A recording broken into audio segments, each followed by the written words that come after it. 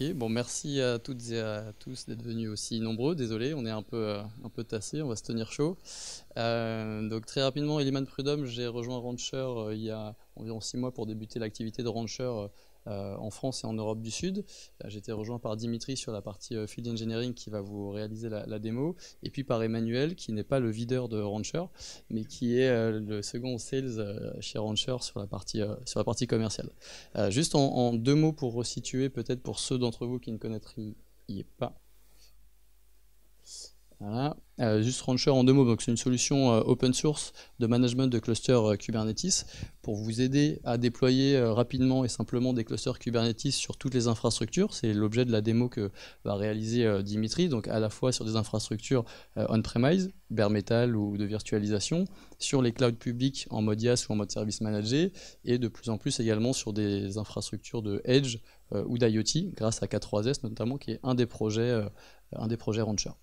Et au-dessus de ça, on va apporter des fonctionnalités nécessaires au suivi du cycle de vie du cluster Kubernetes en production, comme l'authentification, la gestion des droits par exemple, et apporter tous les outils et les services de monitoring, d'intégration avec votre Active Directory, avec le login. C'est ça l'objet de la plateforme Rancher.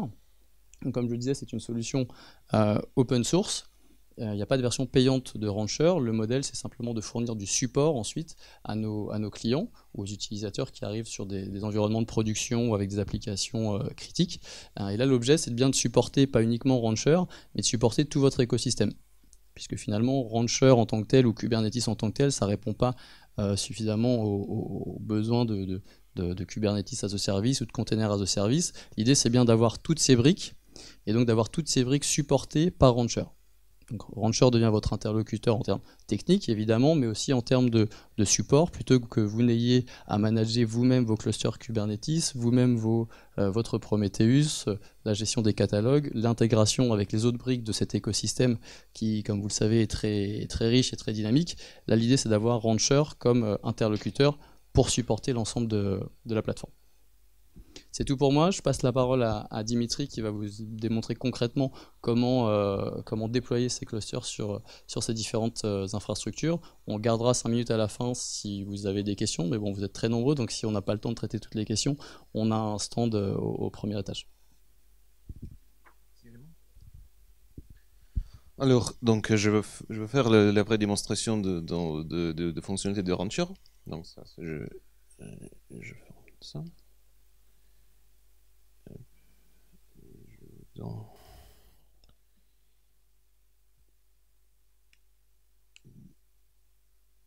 Une interface de Rancher qui est en fait là. Donc ça, ce que vous allez voir dès que vous lancez, vous téléchargez le Docker, le container Docker de Rancher. Donc vous pouvez aller sur rancher.com, télécharger le container, lancer ça très rapidement et vous allez avoir une interface comme ça dans quelques minutes. La seule chose qu'on a besoin, c'est vraiment d'une machine virtuelle avec la dernière version de Docker, ou assez récente de Docker. Après, vous allez avoir l'interface comme ça. Donc, qu'est-ce qu'on a dans cette interface? Ici, on est dans un mode global. Ça veut dire qu'on peut voir nos clusters qui sont gérés par Rancher. On peut déployer nos nouveaux clusters. On peut voir c'est quoi l'état du cluster. Donc, on va voir point par point.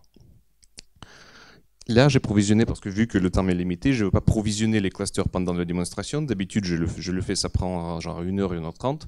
Là, on a quoi? On a une petite demi-heure. Donc, c'est que j'ai pré-provisionné ces 2 clusters ce matin.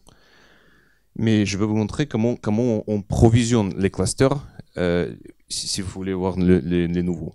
Donc si je paye sur Add Cluster, j'ai mon menu. Donc comme vous pouvez le voir, il y a plusieurs possibilités. Soit on peut déployer sur les solutions cloud.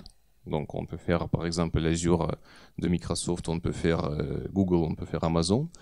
Et comme vous pouvez voir, pour Azure et pour Amazon, on peut faire les deux fonctions. Soit on peut déployer les machines virtuelles classiques. Donc dans ce cas-là, dans Azure, on va déployer les VM et sur lesquels on va faire marcher les clusters Kubernetes.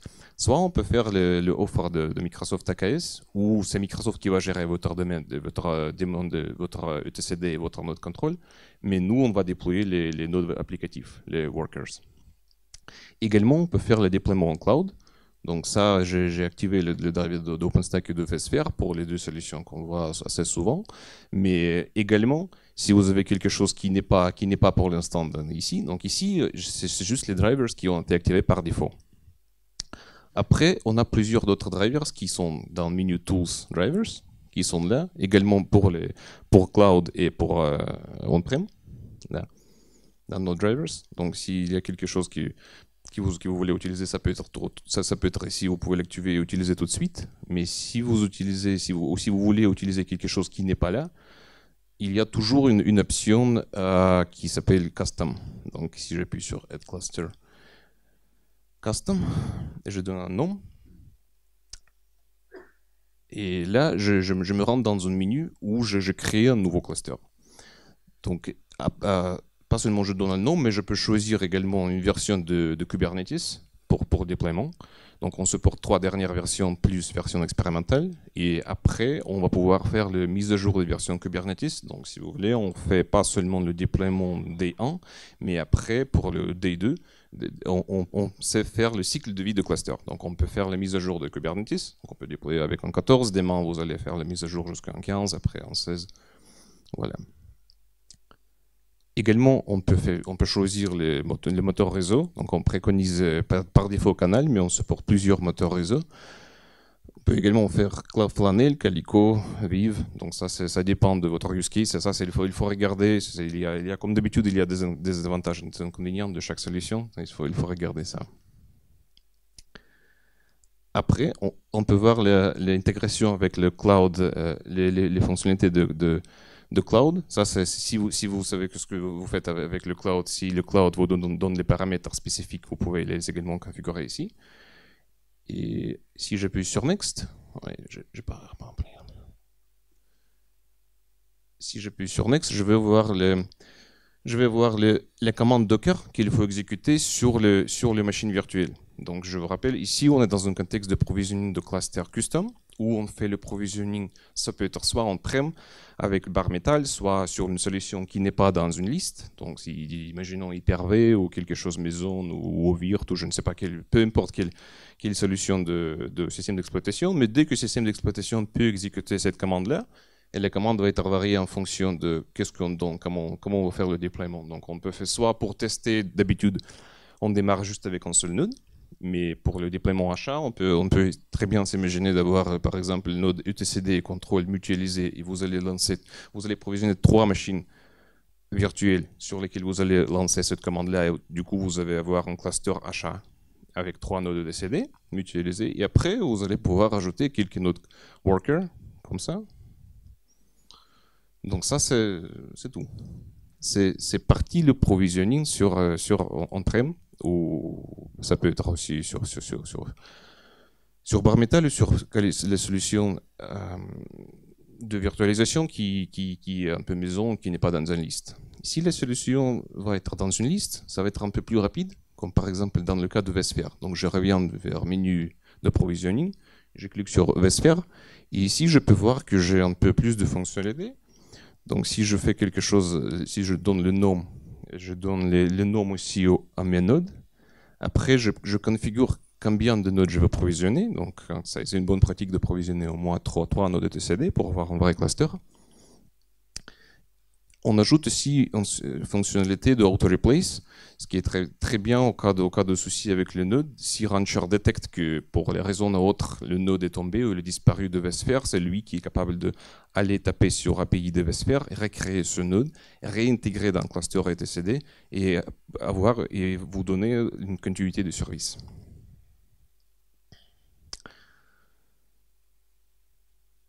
Donc le déploiement va se faire comme ça. Je vais juste donner quelques noms. Je ne veux pas vraiment le déployer parce que le déploiement, d'habitude ici, sur notre environnement de test, ça prend genre environ 15 minutes.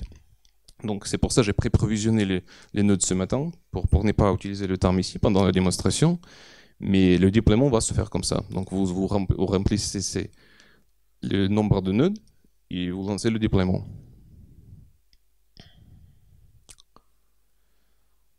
Ça, c'est partie VSphere.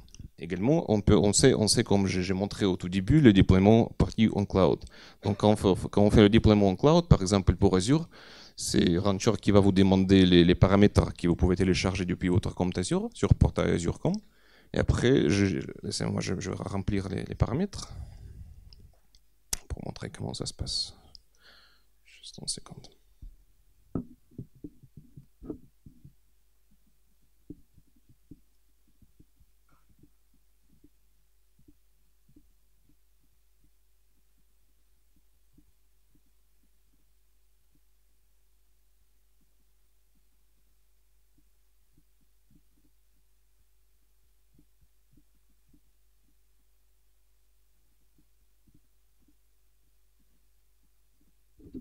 Voilà, j'ai rempli les paramètres que j'ai téléchargés depuis notre compte d'Azure. Après, je fais le choix de mon région, de région. Et après, c'est Rancher qui va vous donner une option de choisir combien de nodes applicatifs on va le faire et c'est quelles ressources groupes on va déployer. Donc, où sur Azure on va placer nos nodes. On fait un choix également d'une taille de nœuds et ma clé SSH pour avoir un accès.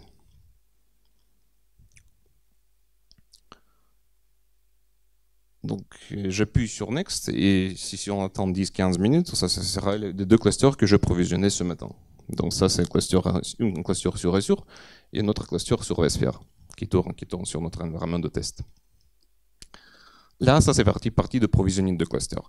Après, également, dès que les clusters sont provisionnés, donc dès que les clusters sont provisionnés, on peut déjà aller et regarder c'est quoi, comment Rancher a une visibilité de nos clusters. Donc si je clique sur mon cluster vSphere, je voulais pas montrer ça encore, c'était pas login. Oui, donc je peux voir, ça c'est une visibilité de cluster vSphere que je provisionnais ce matin. Donc on peut voir en gros l'état de serveur, les chiffres en vert, ça vient de Prometheus et Grafana, qu'on s'est installé également depuis notre interface Rancher, ainsi que les petits icônes Grafana qui sont là. Tout ça vient dès que vous activez Prometheus et Grafana sur un cluster. Donc on s'est installé et intégré ça. Donc dès que cluster est visible dans Rancher, ça peut être provisionné par Rancher ou ça peut être importé. Donc également, on a une option d'importer vos clusters Kubernetes. Si vous avez déjà les clusters qui ont été provisionnés par quelque chose d'autre, par quelques d'autres outils, on peut vous donner, et je vais vous montrer ça, on peut vous donner la ligne de commande qui va être là, le dernier bouton ici, Import an existing cluster.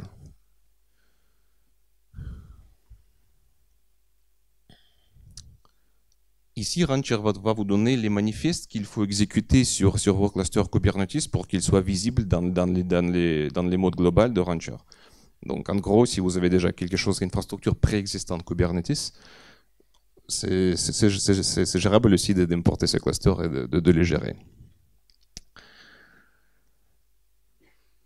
Après, si je vais sur un cluster et si je clique sur Tools Monitoring, je vais pouvoir activer l'installation de Prometheus et Grafana. Donc tout ça, ça se passe très très rapidement. Donc dans le contexte de cette démo, je ne vais pas le faire. Mais ça, ça fait juste un seul bouton. Et une bonne chose ici, comme Eliman a dit, on est 100% open source, vous pouvez télécharger un container chez vous, lancer ce déploiement, cliquer sur Prometheus, sur activation de monitoring, et vous allez avoir Prometheus et Grafana chez vous dans une heure, je ne sais pas, une demi-heure. Le temps est vraiment, vraiment rapide. Une autre fonctionnalité qu'on apporte aussi, c'est l'intégration avec les moteurs différents de logging. Donc pour l'entreprise, c'est important de garder les logs qui est toujours généré par les clusters, y compris les logs applicatifs. Donc on peut garder pas seulement les logs de clusters Kubernetes, mais aussi les applications qui tournent. Et on peut passer ça vers les moteurs de recherche, vers les moteurs de logging suivants. Donc Elasticsearch, Splunk. Voilà. Après, ça c'est je vais vous montrer un menu global où on voit plusieurs clusters. Donc ça, ici j'ai juste 2 clusters, mais on peut très bien imaginer plusieurs clusters si vous voulez. Et ça, c'est une option qu'on vous donne. Soit vous pouvez utiliser un seul gros cluster et vous pouvez le partager avec le concept de project. Ça, c'est ce qu'on apporte aussi vis-à-vis Kubernetes. Ça, c'est un concept de project. En gros, c'est une interface administrative autour de namespace de Kubernetes. Et là, on vous donne deux options. Soit vous pouvez déployer un seul gros cluster, vous pouvez les couper avec Projects et mutualiser l'infrastructure. Soit vous pouvez déployer plusieurs petits clusters. Et la solution, c'est quoi mieux, ça va dépendre de use case. Donc, c'est à voir. Côté production, on apporte aussi, côté déploiement entreprise, on apporte une fonctionnalité de airbag. Donc, si je vais sur le menu mes Security Authentication, on peut voir qu'il y a plusieurs moteurs d'authentification, Azure AD, FreeAPI, LDAP, tout ce qui est là.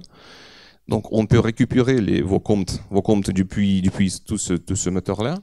Mais ce qui est le plus intéressant ici, c'est après la création de rôles. Et rôle, ça c'est quelque chose qui peut être très flexible, qui peut être donné au niveau de global ou par cluster ou par projet. C'est celui que j'ai dit il y a quelques minutes. Et en fait, ça c'est vraiment une possibilité de créer les permissions très très très spécifiques avec tout ça pour les groupes d'utilisateurs différents. Par exemple, le groupe Dev1, ils peuvent avoir plusieurs accès au niveau de lecture sol. Groupe 2, ils peuvent avoir juste à full accès. Et le groupe 3, c'est lecture sol sur un seul cluster. Ça c'est avoir à customiser cette solution pour vos besoins. Le partie prochaine que je voulais vous montrer, c'est le déploiement d'applications. Si je vais dans un menu Apps Launch, je vais voir le petit joli icône ici, ce qui en fait c'est Helm Chart. Donc ce que nous on apporte, c'est vraiment l'exposition, c'est user interface, c'est l'interface graphique pour pouvoir utiliser le Helm Chart. Donc nous, ce qu'on sait faire, on sait vraiment déployer, on sait prendre le code qui a été publié par une communauté, ou donc, par exemple si je prends WordPress.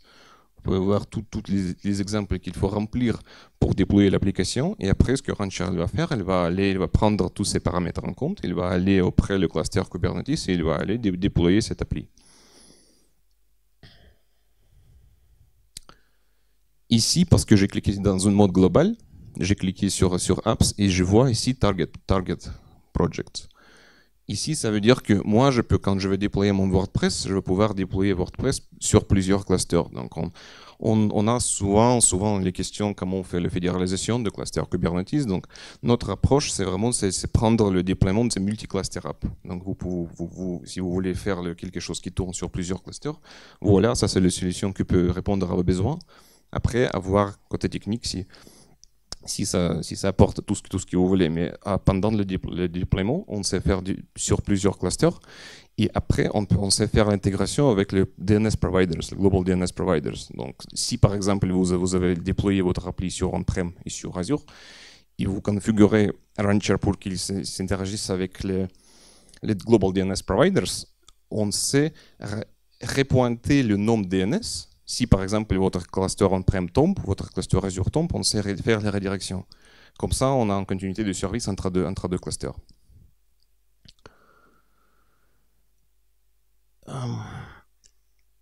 Ok, on a regardé un peu cluster, on a regardé un peu de déploiement, partie airbag. Ok, on va regarder maintenant les déploiements par projet. Donc, qu'est-ce qu'on apporte ici? Parce que tout ça, ce qu'on a ici, c'est vraiment côté infrastructure. Donc, ça, c'est côté operation, c'est plutôt pour déployer les clusters. Mais on sait aussi également déployer quelque chose pour les développeurs. Donc, on a notre concept de pipelines. Ici, si j'active les pipelines par défaut, ce qui est publié dans notre GitHub, vous allez pouvoir voir les pipelines qui sont là. Donc ça, c'est disponible si vous voulez faire les configurations de code qui va finalement aller votre registry. Ça, c'est tout ça, c'est configurable ici dans le menu de pipeline. Ça, c'est pour organiser votre processus CI/CD. Donc finalement, on fait les deux. On simplifie les vies pour les ops, pour déployer les clusters. Donc on s'est intégré avec plusieurs moteurs de on-prem et cloud. Et également, on simplifie les vies pour les développeurs en organisant tout ça, en organisant le pipeline où vous pouvez préciser c'est aussi où votre code et comment faire le build, comment lancer Maven par exemple pour Java et les autres outils.